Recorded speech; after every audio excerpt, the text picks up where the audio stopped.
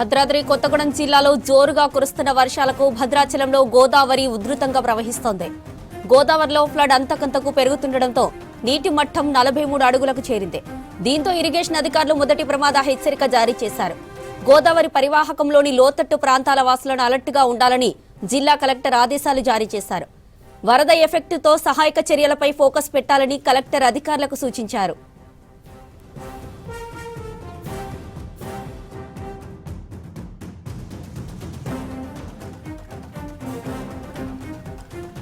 భద్రాద్రి కొత్తగూడెం జిల్లాలో జోరుగా కురుస్తున్న వర్షాలకు భద్రాచలంలో గోదావరి ఉధృతంగా ప్రవహిస్తోంది. గోదావరిలో ఫ్లడ్ అంతకంతకు పెరుగుతుండటంతో నీటి మట్టం 43 అడుగులకు చేరింది. దీంతో ఇరిగేషన్ అధికారులు మొదటి ప్రమాద హెచ్చరిక జారీ చేశారు.